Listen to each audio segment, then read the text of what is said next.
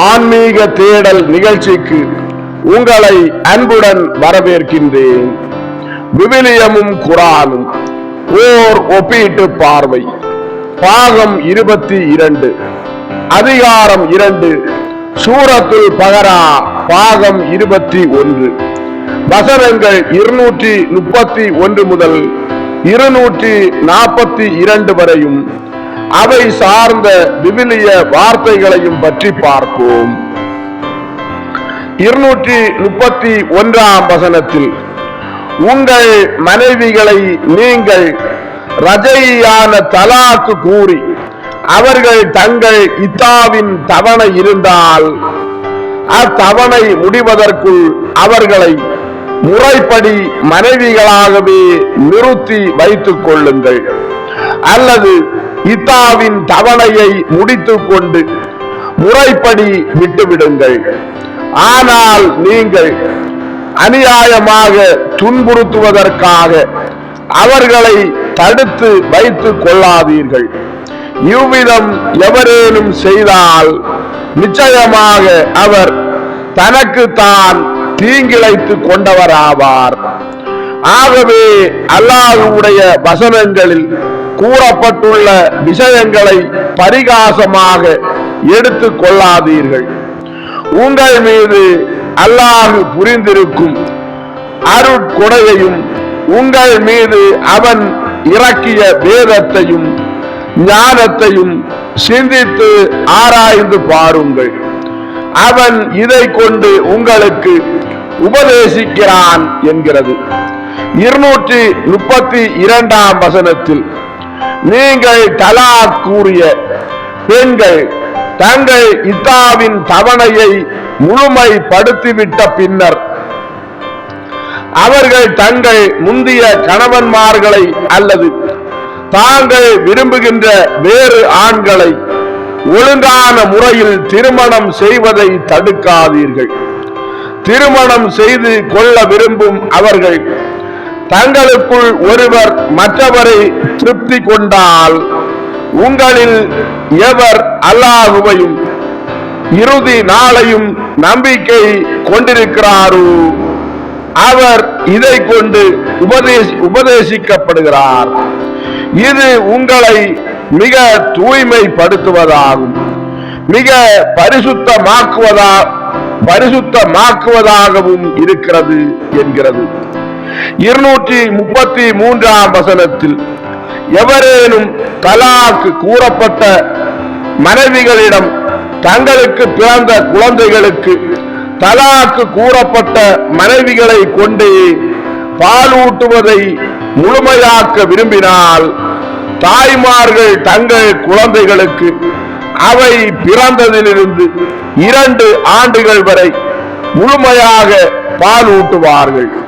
தவிர அத்தாய்மார்கள் பாலூட்டும் வரை அவர்களுக்கு ஆடையும் உணவும் முறைப்படி கொடுத்து வருவது குழந்தையின் உரிமையாளரான தந்தை மீது கடமையாகும். ஓர் ஆத்மா அதன் சக்திக்கு மேல் செய்யும்படியாக நிர்பந்திக்கப்பட மாட்டாது. ஆகவே குழந்தைக்காக தனக்கு வேண்டிய உணவின்றியே பாலூட்டும்படி அதன் தாயையோ அல்லது சக்திக்கு அதிகமாக கொடுக்கும்படி தந்தையையோ துன்புறுத்தப்பட மாட்டாது. தவிர இவ்வாறு குழந்தையின் தந்தை இறந்துவிட்டால் அதை பராமரிப்பது வாரிசுகள் மீது கடமையாகும். குழந்தையின் தாய் தந்தை இருவரும் ஆலோசனை செய்து குழந்தையின் பால் குடியை 2 ஆண்டுகளுக்குள் மறக்கடிக்கவோ அல்லது தாயை விட்டு குழந்தையை பிரித்து விடவோ நாடினால் அவ்வாறு செய்வது அவர்கள் மீது குற்றமல்ல. மேலும் நீங்கள் உங்கள் குழந்தைகளுக்கு செவிலி தாயை கொண்டு பாலூட்ட கருதி அதுவரை பாலூட்டி வந்த பெற்ற தாய்க்கு நீங்கள் கொடுக்க வேண்டியதை முறைப்படி கொடுத்து விட்டால், அவ்வாறு செவிலி தாயை கொண்டு பாலூட்டுவது உங்கள் மீது குற்றமாகாது என்கிறது. 234ஆம் வசனத்தில், உங்களில் எவரேனும் மனைவிகளை விட்டு இறந்தால் அம்மனைவிகள் 4 மாதம் 10 நாட்கள் இத்தா முடிவதை எதிர்பார்த்திருக்கவும். இதற்கு மரண இத்தா என்று பெயர். தவணையை முடித்து விட்டால் அவர்களில் மறுமணம் செய்ய விருப்பமுள்ளவர்கள் தங்களை ஒழுங்கான முறையில் அலங்காரம் ஏதும் செய்து கொள்வதை பற்றி குற்றமில்லை என்கிறது. 235ஆம் வசனத்தில், இத்தா இருக்கும் ஒரு பெண்ணை நீங்கள் திருமணம் செய்ய கருதினால் உங்கள் திருமண விருப்பத்தை நீங்கள் ஜாடையாக அறிவிப்பதினாலோ அல்லது உங்கள் மனதில் மறைவாக வைத்து கொள்வதினாலோ உங்கள் மீது குற்றமில்லை. ஏனெனில் நீங்கள் உங்கள் எண்ணத்தை இத்தா முடிந்தபின் அவர்களிடம் நிச்சயமாக கூறுவீர்கள் என்பதை அல்லாஹ் நன்கறிவான். ஆதலால் நீங்கள் கண்ணியமான முறையில் ஜாடையாக கூறுவதை தவிர இத்தாவுடைய காலத்தில் திருமணத்தை பற்றி அவர்களுடன் இரகசியமாகவும் வாக்குறுதி செய்து கொள்ள வேண்டாம். மேலும் இத்தாவின் தவணை முடிவதற்குள் அவர்களை திருமணம் செய்து கொள்ளவும் நாடாதீர்கள் என்கிறது. 236ஆம் வசனத்தில், பெண்களின் மகரை குறிப்பிடாமல் திருமணம் செய்து அவர்களுடன் நீங்கள் வீடு கூடாமல் தலாக்கு கூறிவிட்டாலும் உங்கள் மீது குற்றமில்லை. ஆயினும் அவர்களுக்கு ஏதும் கொடுத்து பயனடைய செய்யவும், பணக்காரன் தன் தகுதிக்கேற்பவும் ஏழை தன் சக்திக்கேற்பவும் கண்ணியத்தோடு அவர்களுக்கு கொடுத்து பயனடைய செய்ய வேண்டியது நல்லோர் மீது கடமையாகும் என்கிறது. 237ஆம் வசனத்தில், ஆனால் அவர்களுடைய மகரை நீங்கள் குறிப்பிட்டிருந்து அவர்களை தொடுவதற்கு முன்னதாகவே தலாக்கு கூறிவிட்டால் நீங்கள் மகராக்க குறிப்பிட்டிருந்ததில் பாதி அப்பெண்களுக்கு உண்டு. எனினும் யாருடைய கையில் திருமண தொடர்பு இருக்கிறதோ அவன் கணவன் அல்லது அவள் மனைவி விட்டு கொடுத்தாலே தவிர, அதாவது கணவன் முழு மகரையும் கொடுத்திடலாம் அல்லது மனைவி பாதி மகரையும் வாங்காமல் விட்டுவிடலாம். ஆயினும் ஆண்கள் விட்டு கொடுப்பது இறையச்சத்திற்கு மிக நெருக்கமானதாகும். ஆதலால் உங்களுக்குள் உபகாரம் செய்து கொள்வதை மறந்து விடாதீர்கள் என்கிறது.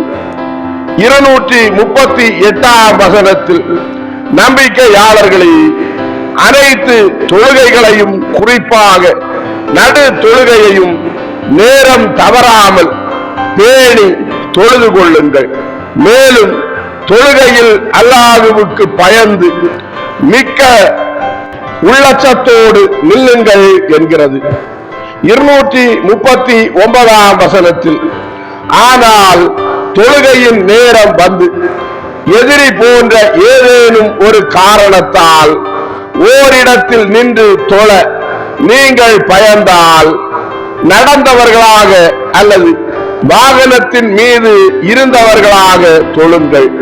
தவிர உங்கள் பயம் நீங்கி நீங்கள் அச்சமற்றுவிட்டால் நீங்கள் தொழுகையை அறியாமல் இருந்த சமயத்தில் அல்லாஹ் உங்களுக்கு தொழுகையை கற்றுக் கொடுத்தபடி தொழுது அல்லாஹ்வை திக்ரு செய்யுங்கள் என்கிறது.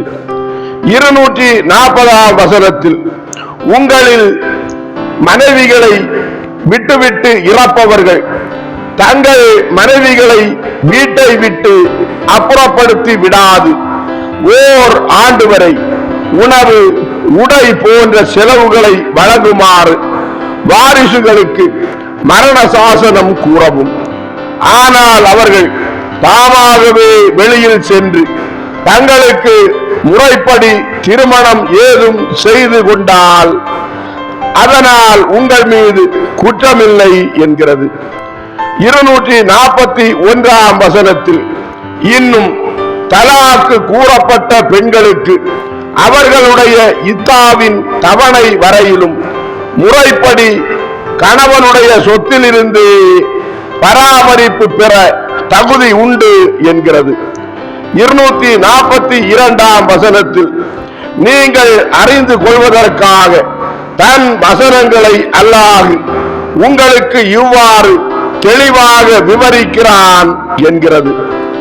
அன்பார்ந்தவர்களே, இப்பொழுது நாம் வாசிக்க கேட்ட சூரத்துல் பகரா 231ஆம் வசனம் முதல் 242ஆம் வசனம் வரையும், இதற்கு முன் நாம் பதிவு செய்த விவிலியமும் குரானும் 21ஆம் பாகம் சூரத்துல் பகரா 226ஆம் வசனம் முதல் 230ஆம் வசனம் வரையும், அதாவது சூரத்துல் பகரா 226ஆம் வசனம் முதல் 242ஆம் வசனம் வரை விவாகரத்தை, அதாவது மன முறிவை பற்றி எழுதப்பட்டிருக்கிறது.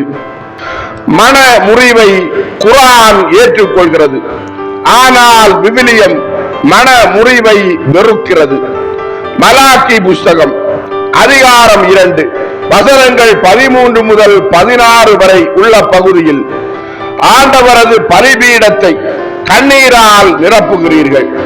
உங்கள் காணிக்கையை ஆண்டவர் கண்ணோக்காததாலும் அதை விருப்புடன் ஏற்றுக் கொள்ளாததாலும் நீங்கள் ஆண்டவரது பலிபீடத்தை அழுகையாலும் பெரு மூச்சுகளாலும் நிரப்புகிறீர்கள். இதற்கு காரணம் யாது என்று வினவுகிறீர்கள். காரணம் இதுவே: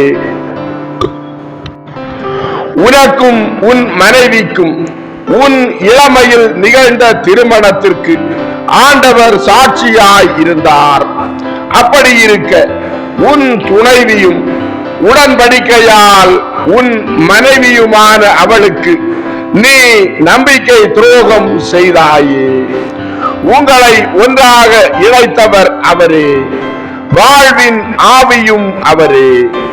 அவர் நாடுவது தம் மக்களாக வாழும் குழந்தைகளை அன்றோ?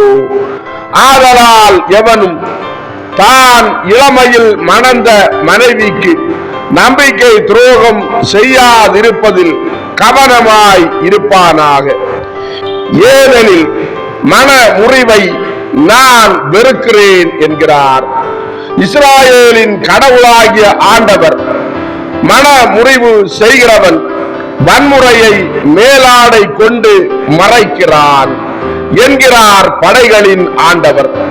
ஆகையால் எச்சரிக்கையாய் இருங்கள், நம்பிக்கை துரோகம் செய்யாதீர்கள் என்கிறார். கொரிந்தியருக்கு எழுதிய முதல் திருமுகம் அதிகாரம் 7 வசனங்கள் 5 முதல் 16 வரை உள்ள பகுதியை சுருக்கமாக பார்ப்போம்.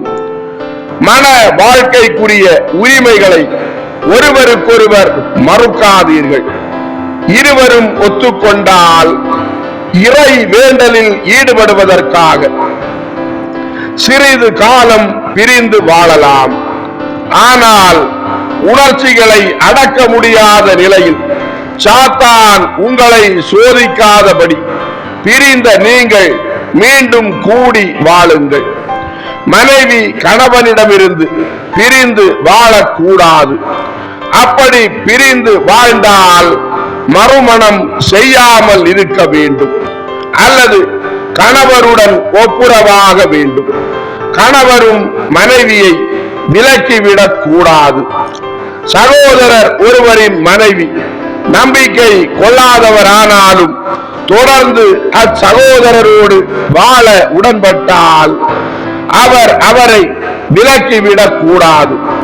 அப்படியே சகோதரி ஒருவரின் கணவர் நம்பிக்கை கொள்ளாதவரானாலும் தொடர்ந்து அச்சகோதரியோடு வாழ உடன்பட்டால் தம் கணவரை அவர் விலக்கிவிடக் கூடாது. நம்பிக்கை கொள்ளாத கணவர் நம்பிக்கை கொண்ட தம் மனைவியால் தூயவர் ஆகிறார்.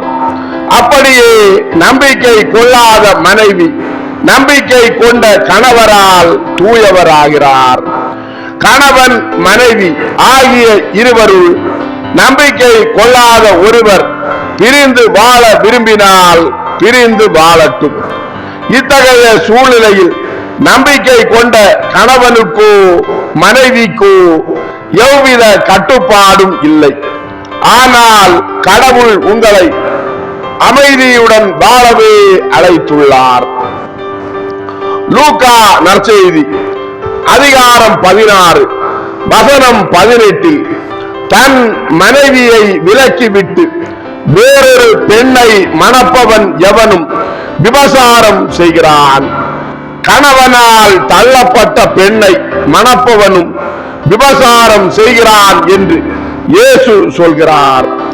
இப்பொழுது நாம் வாசிக்க கேட்ட விவிலிய வார்த்தைகளுக்கு எதிரானதுதான் சூரத்துல் பகரா 226 வசனம் முதல் 242 வசனம் வரை விவிலியத்தில் எழுதப்பட்டிருப்பதற்கு நேர் எதிராக எழுதி வைத்துக் கொண்டு முன் உள்ள வேதங்களை குர்ஆன் உண்மைப்படுத்துகிறது என்று பல இடங்களில் எழுதப்பட்டிருக்கிறது. அன்பார்ந்தவர்களே, ஆன்மீக தேடல் விவிலியமும் குர்ஆனும் ஓர் ஒப்பீட்டு பார்வை பாகம் 22 சூரத்துல் பகரா பாகம் 21 நிகழ்ச்சி இதோடு நிறைவடைந்தது. அடுத்த நிகழ்ச்சியில் உங்களை சந்திக்கும் வரை உங்களிடமிருந்து விடைபெறும் உங்கள் ஜான் பிரிட்டோ. ஆன்மீக தேடல் தொடரும். நன்றி.